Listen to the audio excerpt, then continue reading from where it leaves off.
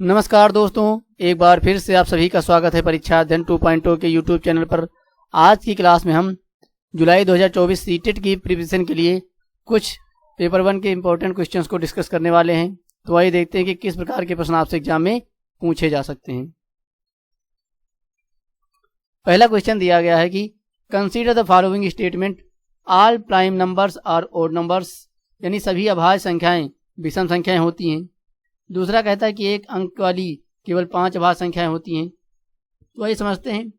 पहला स्टेटमेंट कह रहा है कि सभी अभाज्य संख्याएं विषम संख्याएं होती हैं, लेकिन आप जानते हैं कि दो एक ऐसी संख्या होती है जो कि विषम भी होती है, सम भी होती है और अभाज्य भी होती है, इसलिए पहला स्टेटमेंट तो हो जाएगा गलत।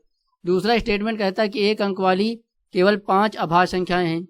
तो आप देखेंगे कि एक तो 2 हो गई, उसके बाद 3 हो गई, फिर 5 हो गई और उसके बाद 7 हो गई, यानी 2 3 5 7 ये हो गई हमारी अभाज्य संख्याएं जो एक अंक वाली है, लेकिन इनकी संख्या 4 हैं न कि 5। तो दूसरा वाला विकल्प भी हो गया गलत। तीसरा कहता है कि अभाज्य संख्याएं अपरिमित रूप से अनेक होती हैं। तो अब 7 के बाद आगे और बढ़ाएंगे तो और बार बढ़ती चली जाएंगी, यानी कि तीसरा विकल्प जो है बिल्कुल सही है। इसके बाद कहता है कि अभाज्य संख्याओं के केवल 2 गुणनखंड होते हैं। तो आप जैसे कि ले लीजिए 2 क्या हो गई, एक अभाज्य संख्या हो गई। अभाज्य संख्याएं क्या होती हैं, उनके 2 ही अभाज्य सहगुणनखंड होते हैं, जैसे कि वो स्वयं से या तो कटती है और या तो 1 से कटती है। तो यानी कि 2 अगर 2 से डिवाइड करोगे तो जाएगी, या तो 1 से डिवाइड करोगे तो डिवाइड हो जाएगी। इस प्रकार से आपने देखा कि केवल इसके 2 ही अभाज्य गुणनखंड होते हैं। तो तीसरा और चौथा दोनों सही हैं, इसलिए विकल्प जो तीसरा वाला है बिल्कुल क्या हो जाएगा, सही ऑप्शन हो जाएगा। आइए नेक्स्ट क्वेश्चन पर चलते हैं। नेक्स्ट क्वेश्चन कहता है कि पूर्णांकों के संबंध में इनमें से कौन सा अथवा कौन से कथन सत्य या सत्य हैं। कहता है कि 2 संख्याओं का गुणनफल सदैव संख्याओं के बराबर या उससे अधिक होता है।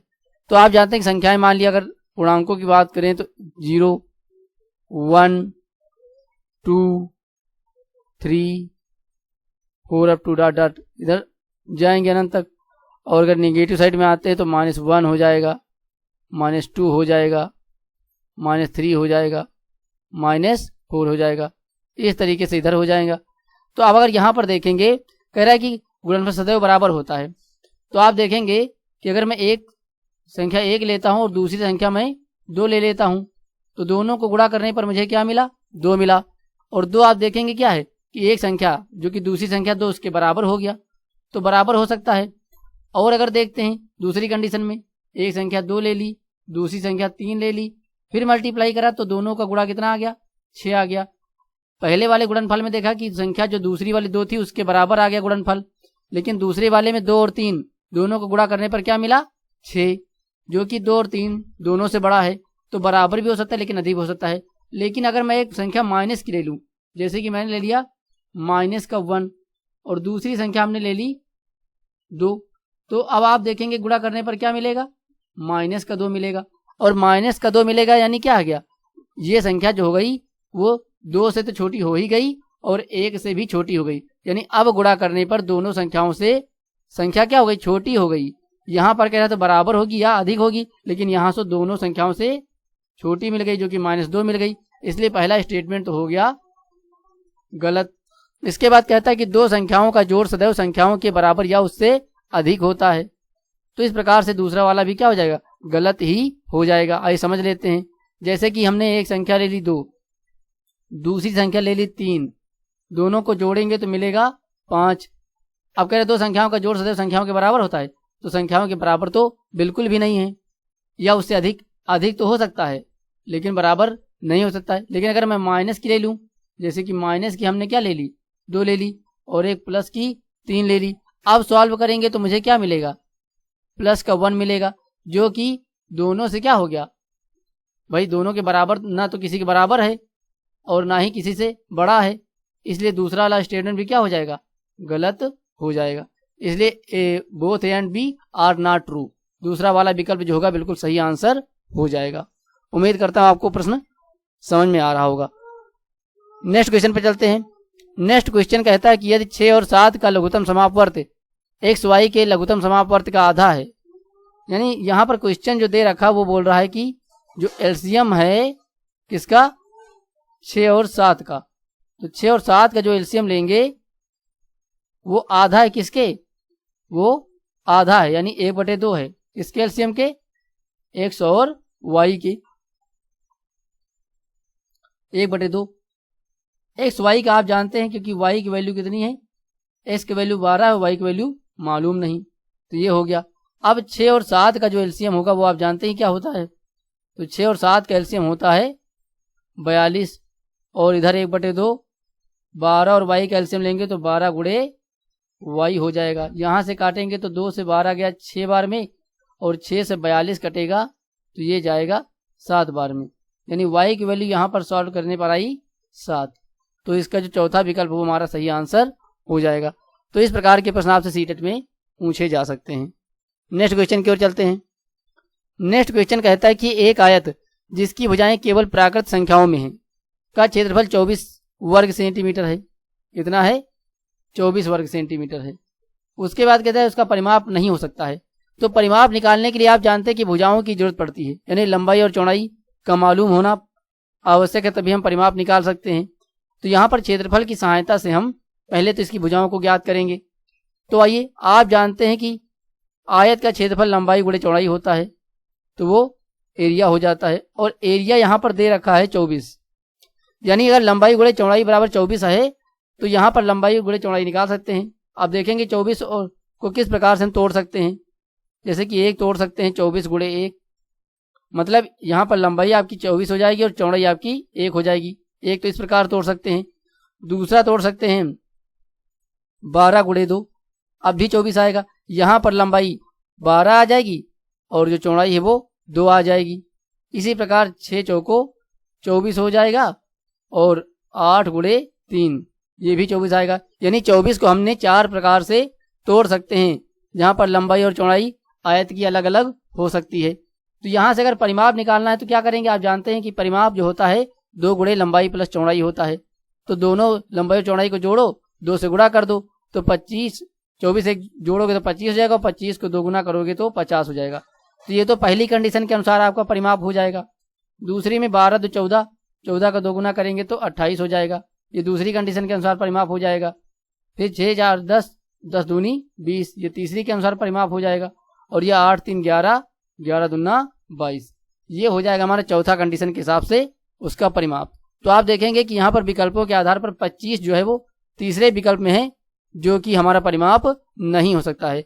बाकी आपका 20 22 28 ये सभी आपके परिमाप हो सकते हैं, यदि किसी आयत का क्षेत्रफल जो है वो 24 वर्ग सेंटीमीटर होगा। तो उम्मीद करता हूँ यहाँ भी आपको अच्छे समझ में आ गया होगा।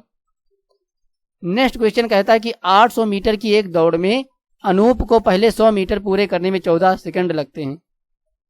अगले 100 मीटर पूरा करने में पिछले से 2 सेकंड ज़्यादा लगते हैं। उसके आगे के 100 मीटर पूरे करने में पिछले वाले से फिर से 2 सेकंड ज़्यादा लगते हैं। तो यही प्रक्रिया चलती रहती है। अनूप को दौड़ को पूरा करने में कितना समय लगेगा, आइए सॉल्व कर लेते हैं। पहले 100 सेकंड के चलने के लिए उसे लगते हैं 14 सेकंड, क्लियर है। इसके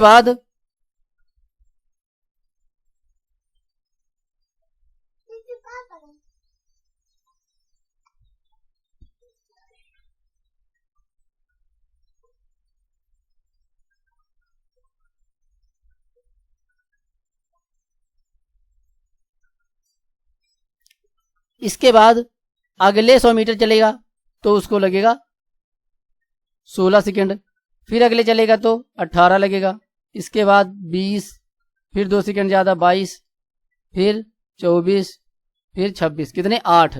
तो 1 2 3 4 5 6 7, अभी 7 हुए थे और अगला 2 ऐड करेंगे तो हो जाएगा 28।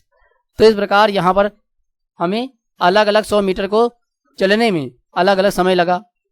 ये प्रक्रिया चली तो इसको जोड़ेंगे, तो ये जोड़ लेते हैं। जोड़ेंगे तो 8 6 4 6 10 8 18, 2 20 10 30 8 38 के 8 हो जाएगा, 3 बचेगा और यहाँ पर एक 3 3 3 6 4 10 8 18, ये हो जाएगा आपका 68।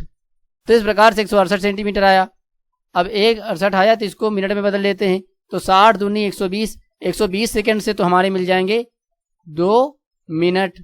उसके बाद कितना बचा, उसके बाद बचा 48 सेकंड।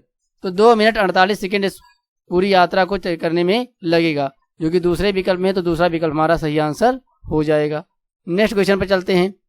नेक्स्ट क्वेश्चन कहता है कि प्रत्येक संख्या, identify the next number by observing the digits in each number. प्रत्येक संख्या के अंकों को पहचान कर अगली संख्या बताएं। तो आप चाहें तो इसका उत्तर पॉज करके दे सकते हैं, और हम इसको सॉल्व करके आपको दिखा रहे हैं। यहाँ पर लगता है कि आपको रीजनिंग जैसा क्वेश्चन है, लेकिन वैसा होता नहीं है। बहुत सिंपल लॉजिक लगा करके ही सीटेट में प्रश्न पूछा जाता है, तो इसमें घबराने की जरूरत नहीं है। यहाँ पर देखेंगे लॉजिक ये लग रहा है कि 9 1 10 जोड़ेंगे, 9 और 1 जोड़ेंगे तो कितना हो जाएगा, ये 10 हो जाएगा। और यहाँ पर जोड़ेंगे तीनों को तो 11 हो जाएगा। यहाँ पर जोड़ेंगे तो ये 12 आ जाएगा। यहाँ पर जोड़ेंगे तो ये आ जाएगा 13। यानी अगली वाली जो जोड़ेंगे उसमें कितना आना चाहिए, 14 आना चाहिए। और पहले वाले विकल्प में 5 5 10 और 14, पहले वाले विकल्प के अंकों को जोड़ने पर 14 मिलता है, इसलिए 554 इसका क्या हो जाएगा, राइट आंसर हो जाएगा। तो उम्मीद करता हूँ ये सेशन आपको अच्छा लगा होगा और आपने इसको अच्छे समझा होगा। अब बारी आपकी है। अगर ये क्लास आपको अच्छी लगी हो तो इसको लाइक कर दीजिएगा, अपने मित्रों के साथ शेयर कर दीजिएगा जो सीटेट की प्रिपरेशन कर रहे हैं। और अगर पहली बार चैनल पर आए हैं तो चैनल को सब्सक्राइब करके बेल आइकन को ऑल पर सेट कर लीजिएगा, ताकि आने वाली वीडियो की नोटिफिकेशन आप तक समय पर पहुंचती रहे। तो इस सेशन से जुड़ने के लिए आपका बहुत बहुत धन्यवाद। मिलते हैं नेक्स्ट वीडियो में, तब तक के लिए आपका दिन शुभ हो।